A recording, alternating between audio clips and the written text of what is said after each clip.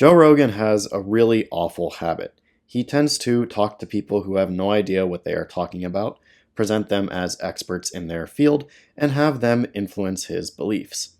Then, when he gets called out enough for spreading garbage, stupid misinformation, he says, "Oh no, I'm just a big dummy having conversations and asking questions. I'll try to be better." And then he does it again. Most recently, he's doing it again with Dr. Aseem Malhotra.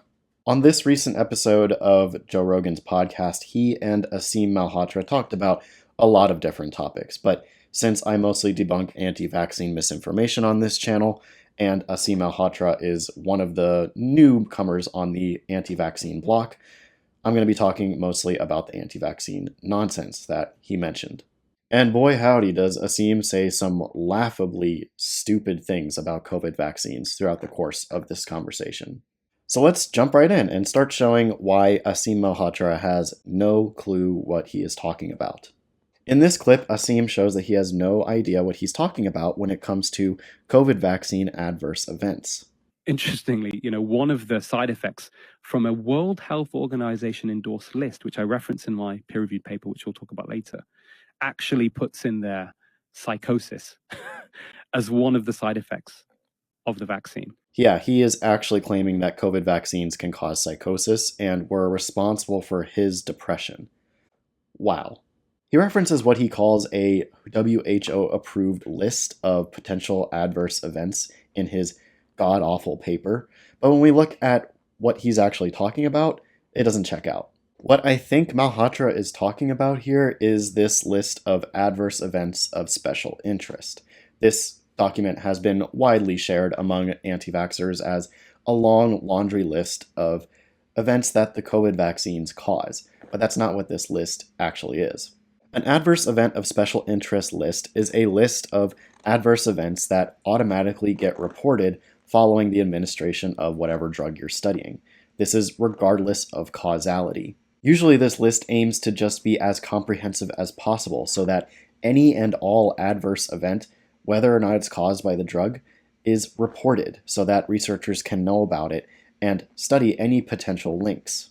This list is made and submitted before surveillance actually starts. It does not reflect at all what is seen in the population following the administration of whatever drug you're studying.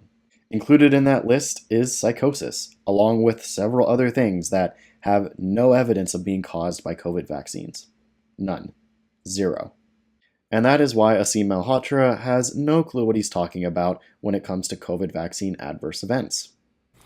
The real story is that during the first year of the pandemic, Joe, and in fact Israel looked at this, a few million people, they published a paper, which again I referenced as well, which is the best available evidence, is there was no significant increase in myocarditis from the virus. Like I said, he makes some laughably bad claims here, and this is right at the top of that list. No, the Israeli study he's referencing does not show that myocarditis is more common following vaccination than infection. And no, it is not the best data we have on that topic. Far from it. All you really have to do is understand the title of the Israeli paper in order to see the problem here. The incidence of myocarditis and pericarditis in post-COVID-19 unvaccinated patients. Post-COVID patients. This paper is essentially asking, does myocarditis risk increase after you've recovered from COVID? And the answer was no. So if Aseem Malhotra were being honest about this paper, he would say that it shows that myocarditis is not a part of post-acute COVID infection. But even that would be wrong. Because when we look at the broader literature, we see that several other papers consistently show that myocarditis can indeed be a part of the post-acute phase of COVID infection. So why does this Israeli paper show something different? Well, there are a couple reasons. First, like I said, it is omitting all myocarditis cases that would have been caused during the acute phase of COVID. That is omitting a lot of myocarditis cases. Additionally, the researchers used a very selective list of ICD-10 codes.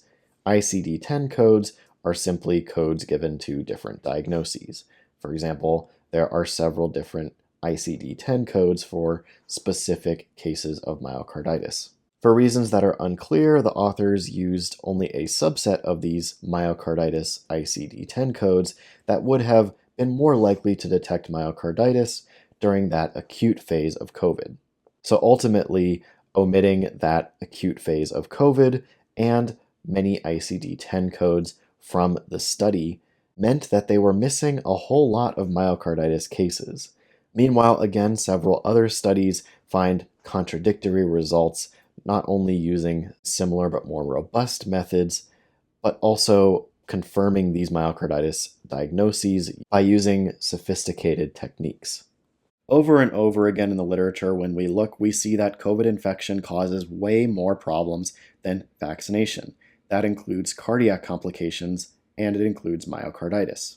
Let's take a glaringly obvious example. If we look at the rates of heart attacks following COVID vaccination versus COVID infection, you see that COVID infection is clearly much more dangerous.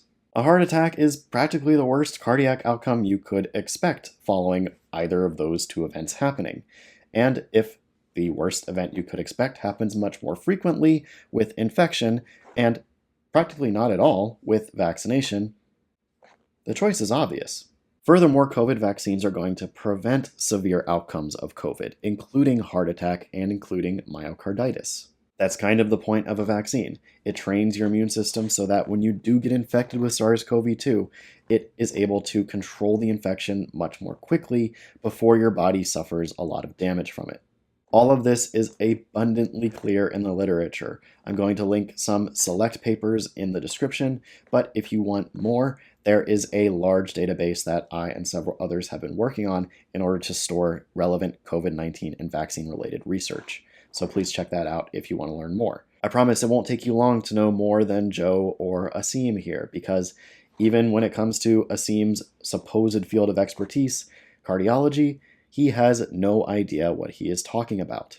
And just to make that fact abundantly clear, there's this point in his conversation with Joe where he brings up this study that he claims shows that COVID vaccines do increase risk of heart attacks. And it is so laughably stupid that he's using this as part of his argument because it's not even a paper. Let me explain.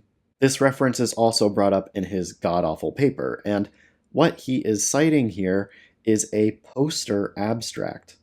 So what happens when scientists go to conferences is they will submit abstracts to the conference.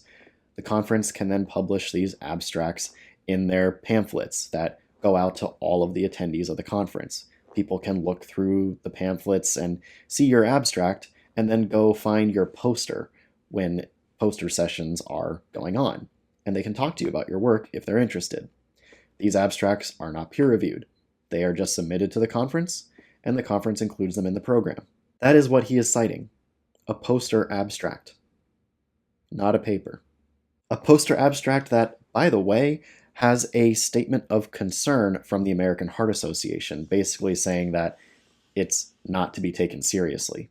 So now that we got that out of the way, and hopefully you understand why it's ridiculous to use something like that to make a conclusive statement, let's talk about what this abstract actually shows, because it gets worse. The author tested patients' blood before and after COVID vaccination using a pulse test. The details of this test you can read more about in the description below, but what the author claimed to have found was essentially an increased score in the test following vaccination. And this is what the author and Aseem used to say vaccine bad. But really, the design of the study is what is horrible here.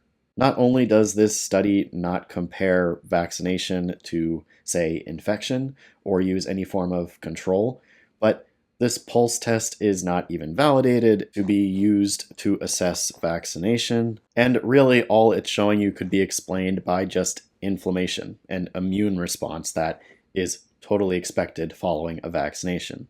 Essentially, the study is useless, and it's an abstract. It's not even really a study.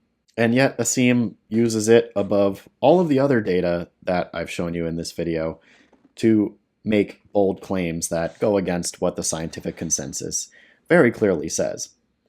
And that is why Dr. Aseem Malhotra has no idea what he is talking about. So will Joe Rogan ever learn his lesson? the vaccine is, the cure is worse than the disease.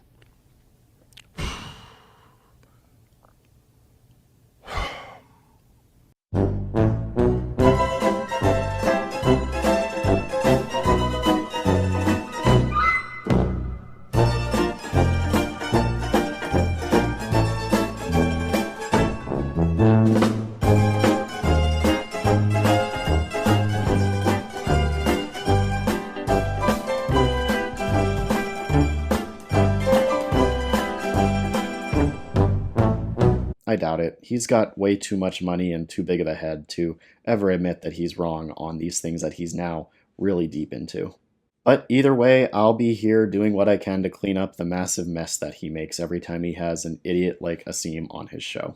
Because unfortunately, it takes just seconds for someone like Aseem to say something on a platform like Joe Rogan, and millions of people believe it. And then it takes minutes to hours to explain why that one claim is so wrong. And at best, only a few thousand people are going to see this video, so it's a tough job we science communicators have, but we do it anyway. Well, that's going to do it for this week's video. Thank you, as always, so much for watching. I really do appreciate it. As always, all of the links to all of the science and more that I talk about in this video are in the description below so that you can read about it for yourself. And if you enjoyed this video, then don't forget to like it, subscribe, and join me next week, where I'll be debunking some more funky stuff. See you then.